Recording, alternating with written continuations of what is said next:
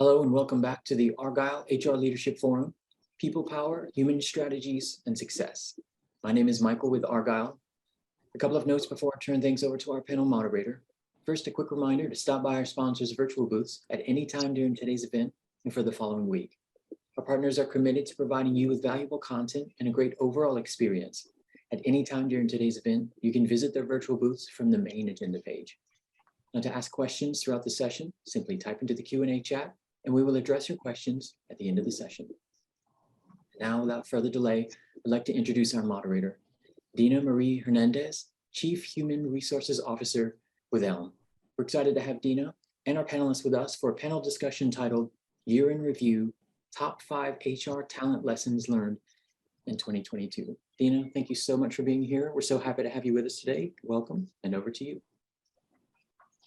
Hi, Michael. Thank you so much for letting us join. I think we have an exciting lineup today with two great colleagues in the industry, Tasha East and Andrea Shah. So I'm going to turn it over to Tasha so she can introduce herself. Great. Thanks, Dina. I'm very happy to be here today on a pretty rainy Friday here in Washington, D.C. My name is Tasha East. I lead workforce planning, analytics, and HR technology products for Fannie Mae. That includes what I kind of refer to as our end-to-end supply chain of HR data. But also employee listening programs. So looking forward to sharing a lot of what we've gone through this year, what I've learned, and looking ahead to next. I'll pass it over to Andrea. Yep. Thanks, Tasha. My name is Andrea Shah. I'm the head of talent strategy and transformation at Eightfold AI. I joined the company about 18 months ago. And prior to that, I had a 25-year career at American Express. In my last role there, I was the head of global talent acquisition, implemented Eightfold, saw what I could do, and so I joined. What I do now is I spend my time meeting with talent leaders and talking to them about how skills AI is critical for all talent priorities. And I probably talk to anywhere from 10 to 15 talent leaders a week. So I'm really excited to share more today in our conversation about some of the things that I'm seeing out in the marketplace. Really happy to be here. Oh, well, thank you both. I think this was a great introduction and it's going to set the stage for the information that you're both going to share. So we're going to start off with our top question for our audience. Tell us, what is one HR lesson that you've learned in the past year that you think is going to be really helpful for the people that have joined today?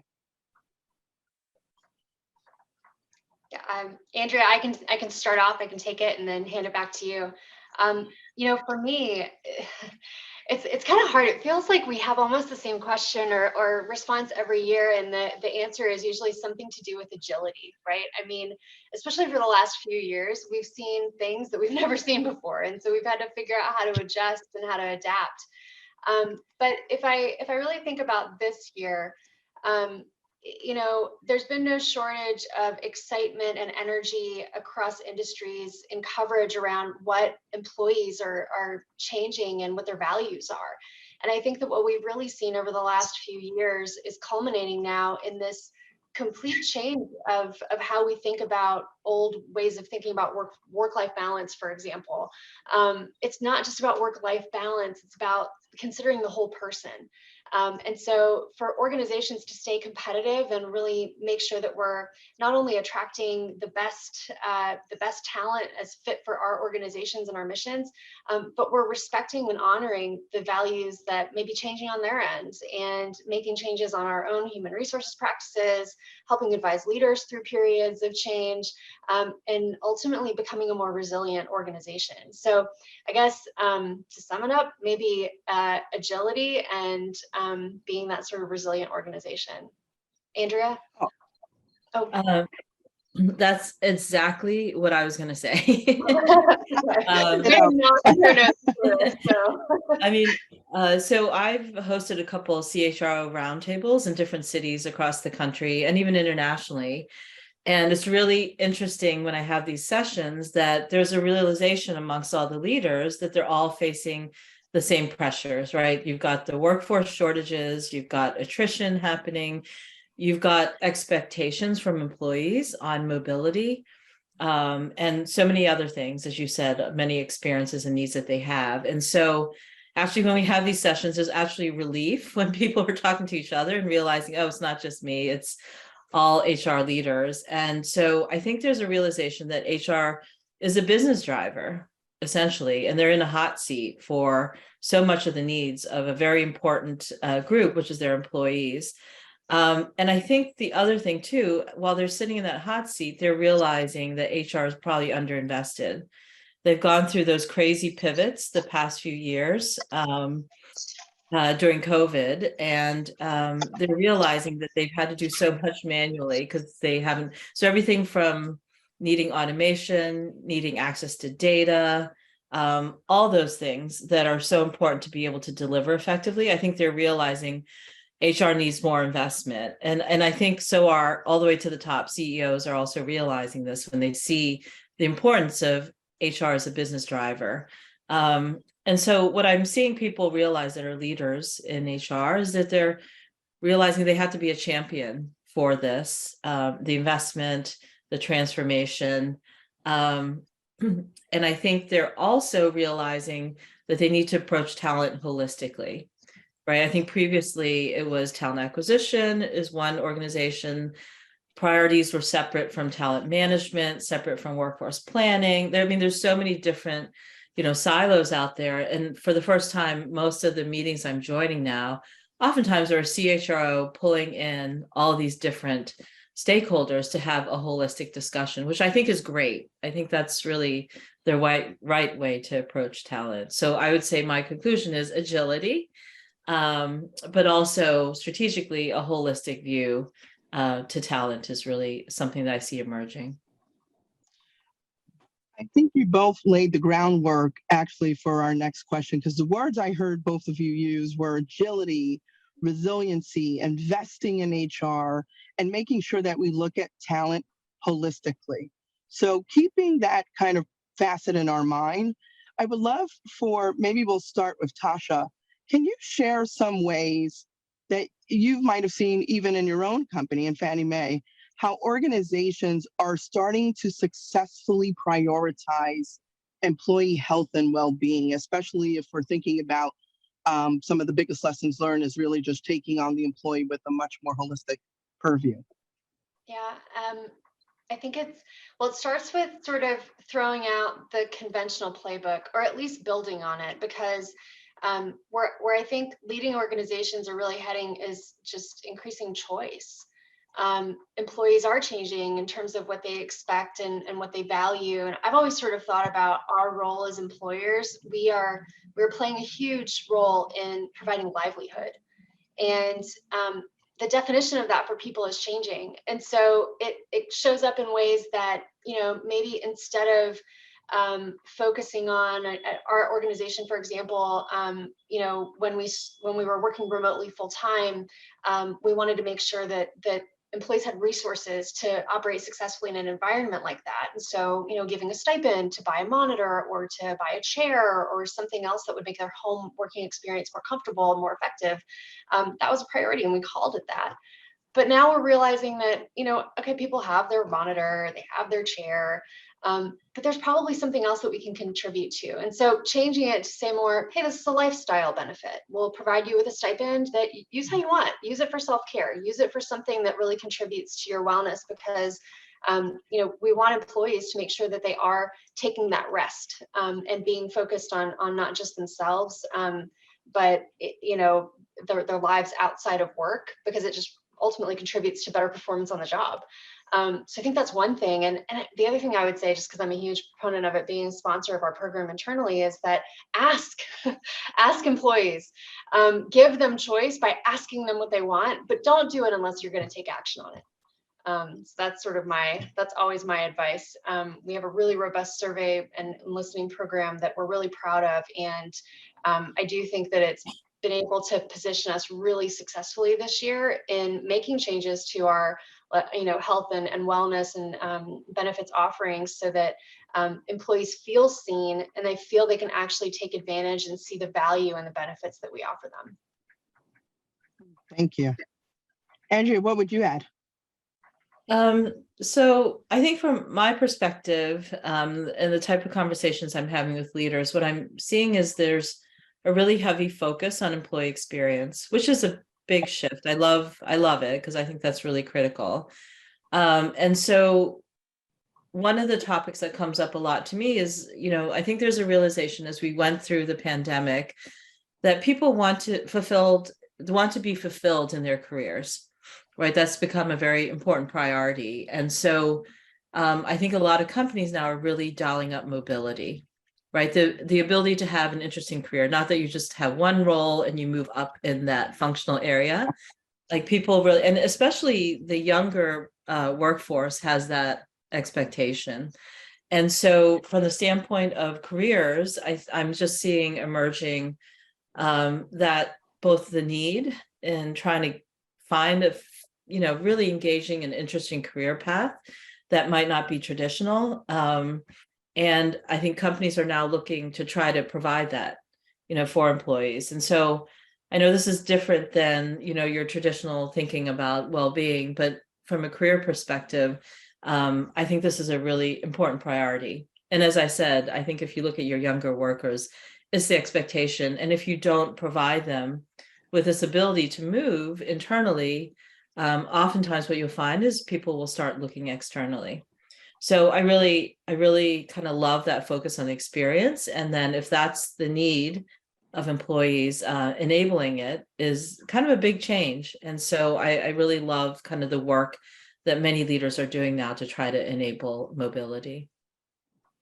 I echo the sentiments both of you shared. I really have a view that the workplace and real life are absolutely connected more than ever coming out of the pandemic. And we're seeing a lot of what the workplace might have kept as a traditional barrier outside the four walls coming through very quickly.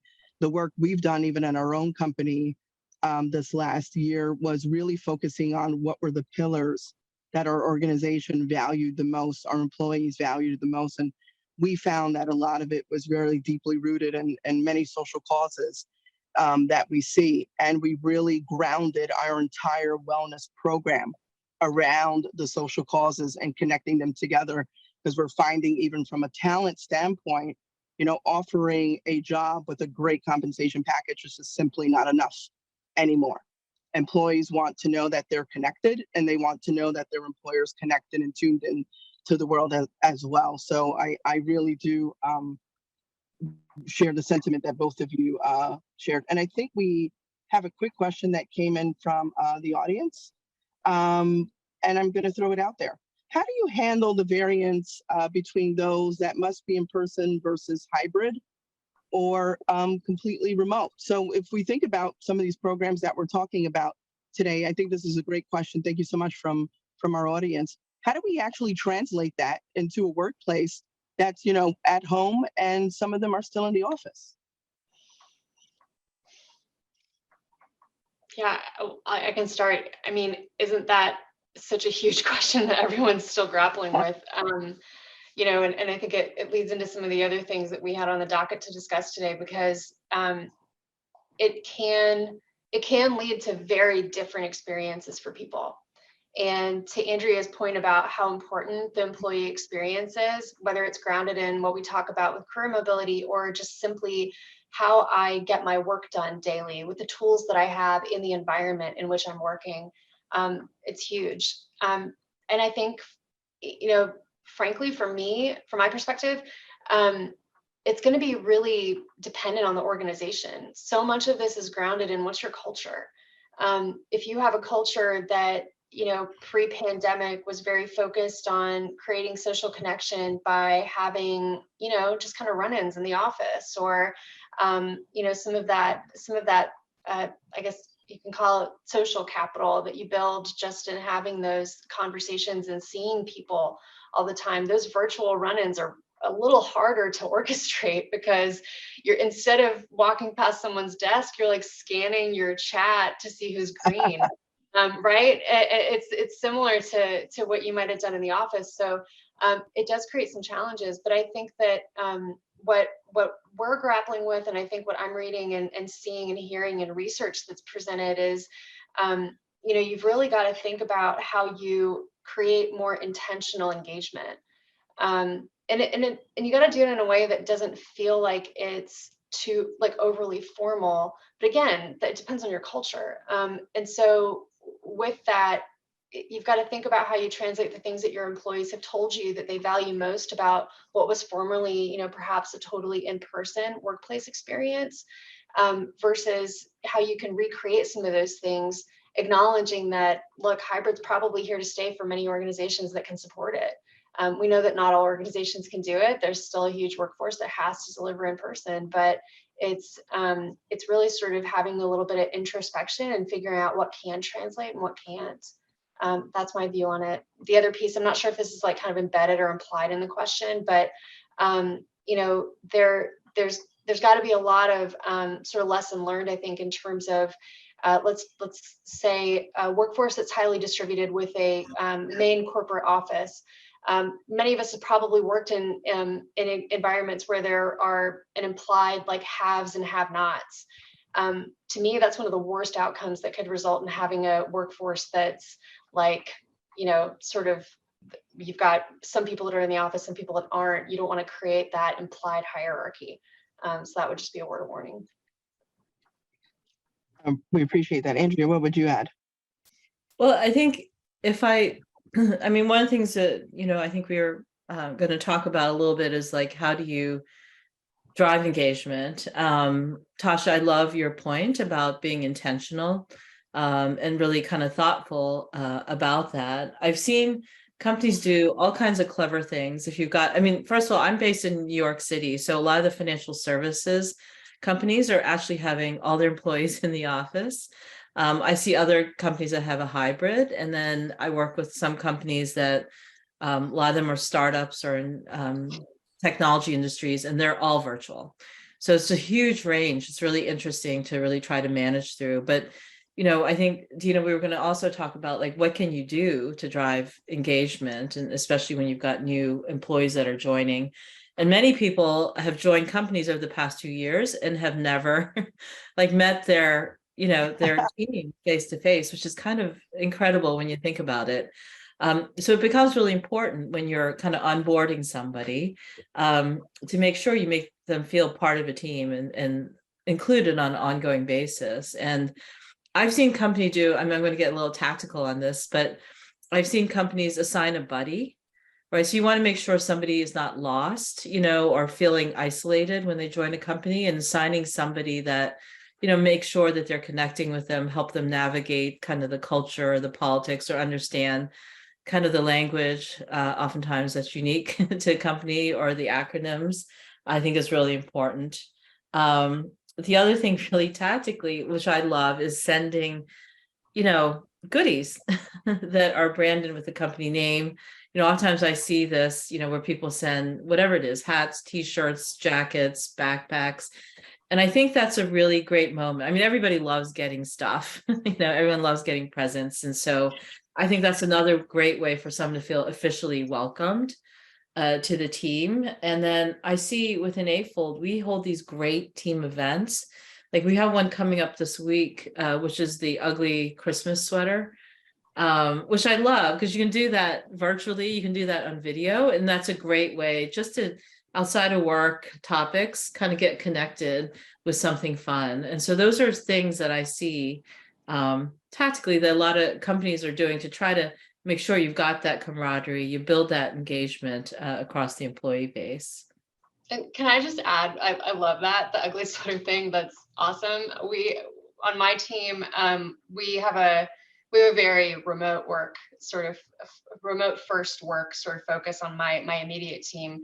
And, Andrea, you were describing things that I think sort of lean into this, but they're like informal. And I think that's one of the problems moving to this remote environment, is that the mechanisms that we use to connect with one another are formerly things that were very formal, right? We're setting up meetings. And so there's this like implied formality. And one thing that we've really tried to focus on is bringing in what I just say is silliness. My team had a virtual rock, paper, scissors tournament. And it was so silly. Like we were cracking up the entire time. It was so much fun. And we had a bracket, at the end, the people who won got some swag. So got some Fannie Mae swag, at the end, that was the prize. But we just got to get creative and stay creative about creating that social connection, because otherwise it does turn into this like sort of, series of rote tasks that you're logging in, you're going to your meetings, you're doing this, sort of thing. And yeah, who would want to commute in for that? That doesn't sound as fun. Yeah. Interestingly enough, our next question was on hybrid workforces and the challenges that it's been creating for onboarding equality, right? And making sure that employees have sort of a shared experience. And I think you might have covered a few areas, but we'll just make sure we ask again. Is there any, creative thing you've seen in other organizations that companies are doing that are to onboard their new employees? You guys did such a great job pointing out some areas for, some of the active staff members in an organization, but anything you might say, hey, this is the one thing that I saw that was a really great either communication, tactic or strategy when it came to onboarding new hires, the first 30 days? I mean, I think that, for me, we want to create, like, the whole idea of indoctrination and onboarding is, meant to create a space for new hires. It's meant to create context for them to connect with one another. But also, in many cases, it's the idea of you have a cohort, you build a sense of belonging from day one. And so we were forced to do it in a remote environment where we were onboarding people completely virtually for such a long time. And one of the challenges that I think we still contend with is, to what extent is that physical experience important, and what are we implying when we're onboarding people in an in-person environment, if they're just going to go back and work remotely? So I think that viewing onboarding as a part of that employee life cycle that Andrea pointed out, kind of thinking holistically about that experience, it's got to make sense. So I don't know that I have any examples of things that are especially creative in the onboarding experience, but I think that it starts with that initial indoctrination to the organization and introduction. And then beyond that, it's probably about making sure that your managers and leaders have resources at the local level to make sure that experience flows easily into what the rest of like regular work starts to feel like. I appreciate that. Andrea, I had a question that came in from the audience, and would you mind if I just maybe bounce it off of you? Our question is, how do you encourage upper management who might be more traditional in their ways of wanting everyone in the office to embrace a hybrid workforce instead? So in one of my roundtables, I had someone ask exactly that question. And it was really interesting because we had a lot of heads to tap into in our discussion. So other talent leaders had great advice. And one of the strongest pieces of advice that everyone agreed to is, your senior leader cares about kind of the quantitative impacts of virtual work. Right. We were talking to the individual that was having challenges, kind of convincing leadership that not everyone needed to be in the office for work needs. And as a result of having that requirement, they were really struggling to fill roles, right? Because people are looking to work virtual, have at least some flexibility. And so the importance of really kind of getting that agreement and alignment with senior leaders was quite high, because otherwise they're going to struggle to fill roles. They're going to struggle to keep their employees too. And so the advice that most of the talent leaders gave was really look for the metrics, tell your story based on the metrics of the impacts. Because I think that's the convincing factor to leaders. Definitely, everyone feels very strongly about that, but if you can dive into the measures of impact, that's the way to convince senior leadership. I think that's a good point. And what I would add to that, being someone who's advised on this and also being a part of a workforce during the pandemic that was, I was on a much nuanced end of the scale. We were all in office during the time. And in a corporate setting, which was not as, mainstream as what was actually happening as the market was kind of evolving. But I would say don't lose sight, in addition to Andrea's perspective, also don't lose sight that explaining to the organization what the culture means to the president and why in-person work is also imperative to them. is another piece that I would encourage heads of HR to focus on as well. You know, a big part of my role with my CEO, because he also, at my prior CEO, he also really felt strongly that people needed to be in office for that spontaneous interaction. And we did the also kind of quantitative and qualitative work that Andrea pointed out. But I also had a responsibility to balance that with the fact that he waves the banner on culture.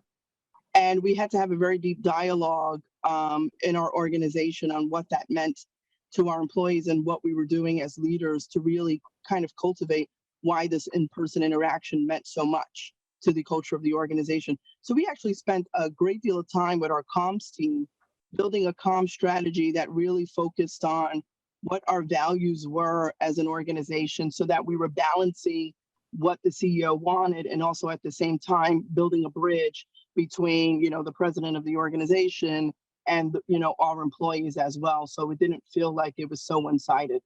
And I think that's something that could kind of, in some of our conversations, get easily lost, that we have a responsibility to still kind of cultivate the culture and the belief system that's wanted, you know, out of your leadership team down into the business as well. So I would say keep your lens on that as you're thinking through how to bring the voice of the employees up the organization as well. So, okay, let's go on to our next question. Okay. So employee experience, oh, it's everything. In my world right now is everything. I'm sure it's in some way, shape, or form, employee experience, whether we know it or are paying attention to it, is very deep in the workplace. So thinking through this lens, what's one key to retention and, I wouldn't say and attraction?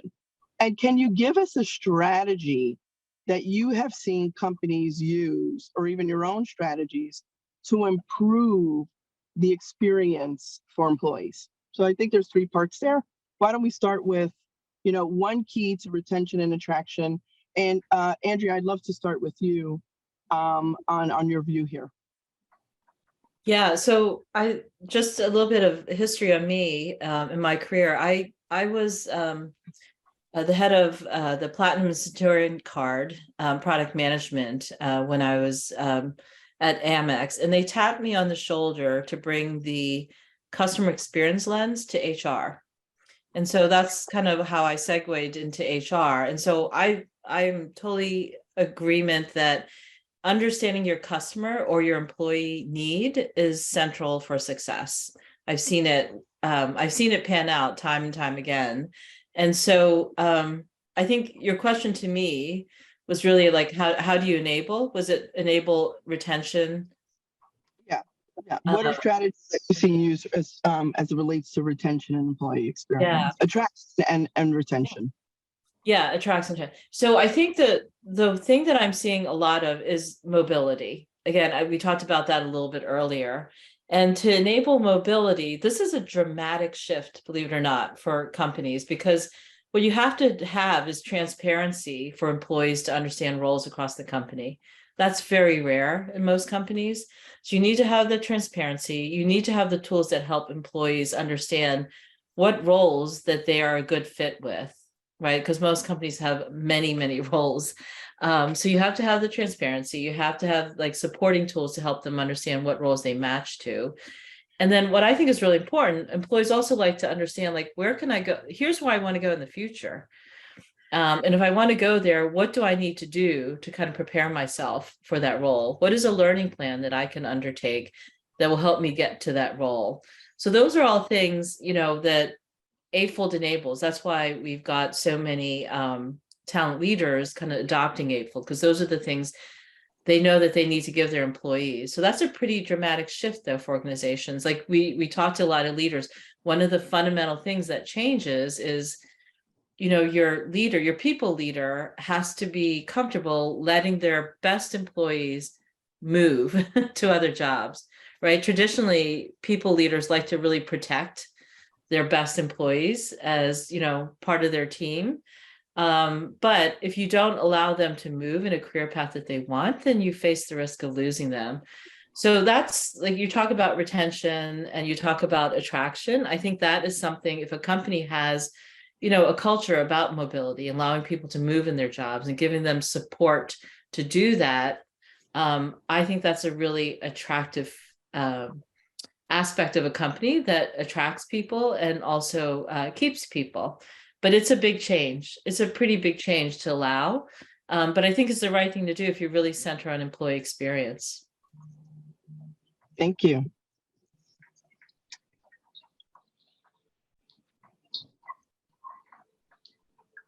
Tasha, what would you add?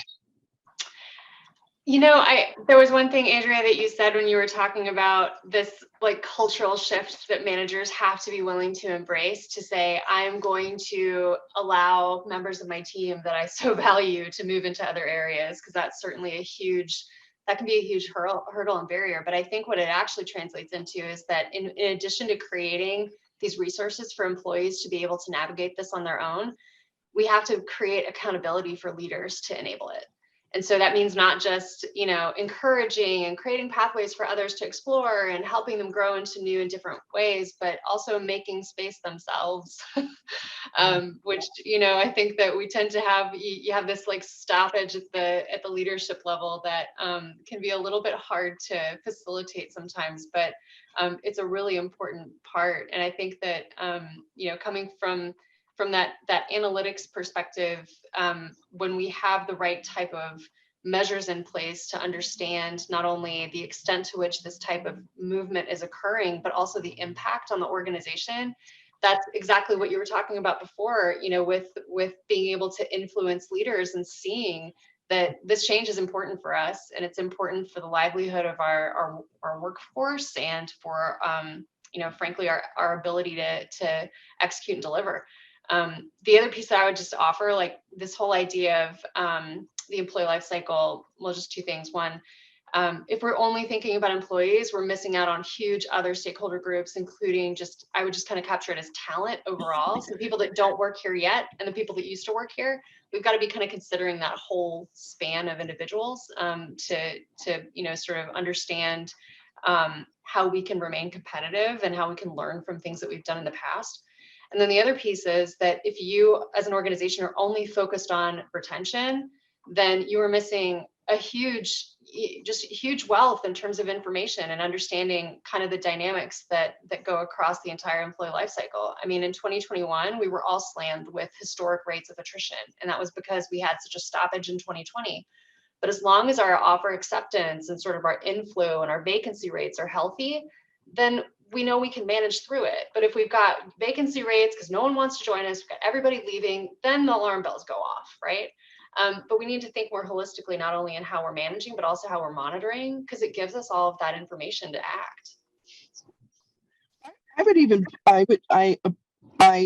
Two things that I picked up on was definitely we threw the term around, there's a culture shift. And I think a lot of people see that. I saw it myself in the last couple of years. And where I would push the envelope also for us to think about is when you're thinking about talent, and we used words today like fairness and transparency. And I think that's a deep desire in the workplace.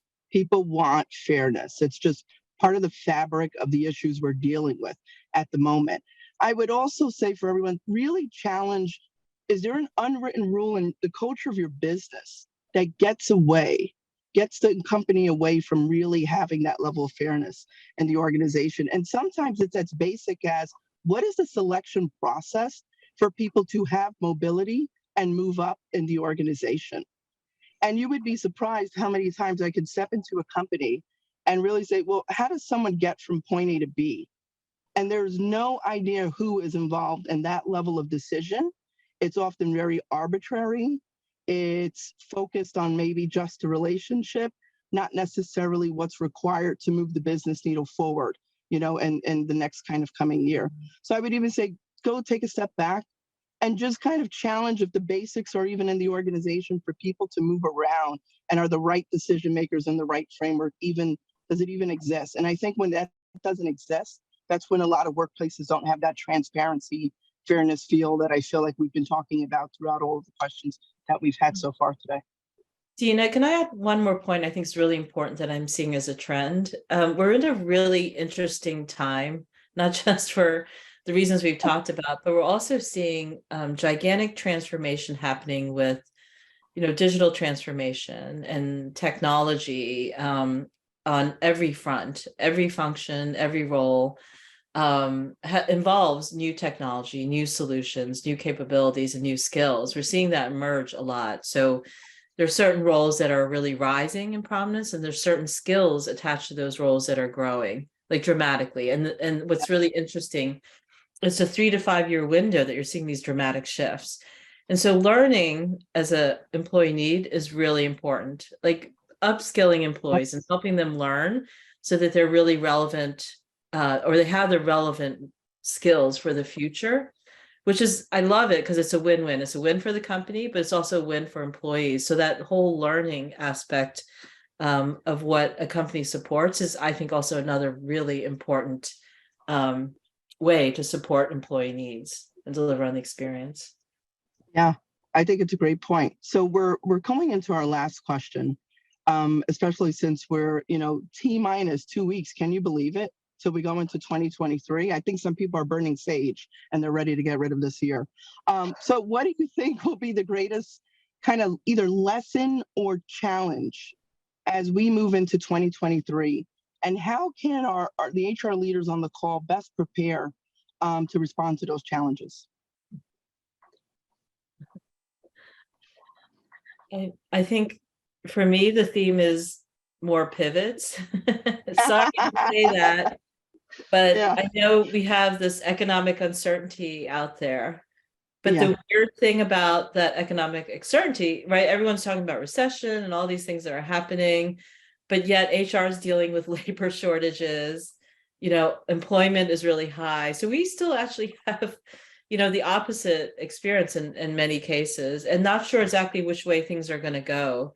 So I think we just have to be ready for more pivots, and it's going to materialize to us real time. Are we going to be focused on more hiring? Is it going to be easy? Is it going to be hard to find talent? And I'm actually seeing differences by industry. So I think that's a big determinant. It depends on what industry you're in. I've talked to publishing and media companies, and right now they are going through some dramatic declines in advertising. I've also talked to kind of individuals in the energy industry, and they're just going gangbusters, but also realize that can change in a moment. So it's just a really interesting dynamics that there's no real certainty. So what that means is, we're going to have more pivots coming up. Sorry to say. We thought we were going to get to relax. Thank you for keeping us straight. Tasha, what do you think are some of the biggest lessons or challenges? Yeah, I mean, I think the one that is sort of jumping out like flashing lights at me is it's actually exactly what Andrea just said. We have to continue to embrace the uncertainty. And just a couple of weeks ago, I was with my leadership team talking a little bit about what our 2023 priorities were going to look like, and we've got a lot, and as sitting within an HR organization and being sort of we catch a lot of requests, right? Oh, we want to do this differently in the platform, or we want to do this differently as we're measuring impact, or we want to do this differently in surveying employees. And I was very clear with them, we're not going to walk out of this room today with a list of priorities, because they're going to keep changing. And so the best thing that we can do is figure out how we set ourselves up to be flexible and adaptable, so that if someone comes in with something, we can prioritize, but we can also come up with ways to manage that work so that it doesn't become untenable. And I think that, it's almost this idea that there's not a playbook, but we've all got to get better at being able to write and rewrite our own playbook. So it's building critical thinking skills, it's building in that flexibility. And I wouldn't be a good analytics leader if I didn't also say, like, just got to have those ways to measure. And sorry, you're seeing a little guest of honor over here, just peeping her head in every once in a while. But we've just got to have those measures so that we can make informed decisions. Oh, I agree. And I think one that I would add has been my kind of mega trend that I've been following the last 3 years, especially with the pandemic. I think a lot of HR leaders and HR was kind of pushed to the forefront, right? A lot of it out of necessity in some organizations, and most out of also appreciation. But I would say one that I continuously see in roundtables that I'm doing is, are you even, as the head of HR, reporting to the right place? So we talked about mobility, transparency, experience, and retention. And if you're 3 levels in the organization or reporting into a COO, you're not in front of the person who waves the banner for culture and makes very deep-rooted decisions. And I think that cannot be lost on people. Where the head of HR is sitting and reporting into can really materialize or make or break some of the topics that we spoke about today. And that's something that I've seen come out pretty strong across some of the roundtables that I'm doing. I'm overwhelmingly surprised to find how many roles just are not going into the ultimate level of accountability. So I think that's something that I continue to kind of keep my eye on as we go into 2023 as well with our colleagues. So we have 5 minutes, and we had a couple of questions come in, and I want to grab at least another one. And I think it's a good one. How can we get our managers to be more intuitive and manage with an appropriate and unique style for each employee? And we'll leave it there. Oh gosh. Well, I can jump in. I think it starts, frankly, with this idea of psychological safety. If you're trying to build intuition in your managers and helping them, sort of be more flexible and adapt, you're not going to get there without a fair amount of failure. And you've got to make it safe for people to do that. And so if we think that there's some sort of like secret sauce to enabling managers to do things right all the time, you're probably setting them up for failure. So to the extent that we can help them, learn how to adapt in the moment, to give them opportunities to test and to learn from their mistakes, you're going to get there a whole lot faster and a whole lot easier than laying down, some really specific series of guidelines. And this is just the one way to lead or manage. It's a wonderful answer. Andrea, would you add anything quickly to that? Yeah, I totally agree with that. I do think it's cultural too, right? If you want to kind of really create the culture of that, that message has to come from the very top, right? It has to come from the CEO. It has to come from the business unit presidents about that being important and connecting with each employee in a unique way is important. And so I think those messages have to be crafted and has to come from the top to really kind of create that culture. I completely agree. What I would definitely also pull on that thread is make sure you have a culture that allows your employees to fail safely and fail with greatness. If it's punitive in any manner, you're just not going to get that level of inspiration that you're desiring. So I would say just make sure that failure is really celebrated and it's not something that's punitive from a cultural standpoint. So that leaves us with a couple. Yeah, go ahead. I was just gonna say one thing, like start talking about it, because if you start talking about it, and you said earlier, you guys have a great partnership with your communications team to craft these wonderful messages. If you just start talking about it, all of a sudden people become interested and you make it something that isn't taboo, right? Yes, completely agree. Completely agree. Tasha, Andrea, I think our audience walked away with a lot, and I think they have more items in their war chest for 2023. And like you said, we're going to be pivoting and hula hoop dancing. So what I'll do is I'll turn it back over to Michael, and happy holidays to everyone. Thank you so much for joining us. Thanks, Gina. Thank you, Dina, Andrea, and Tasha so much for an insightful panel discussion. I also want to thank everyone else for joining us today. Now, this session, along with all of today's content, will be available on demand following the event. Dina, Andrea, and Tasha, thank you so much. Thank you. Happy holidays, everyone.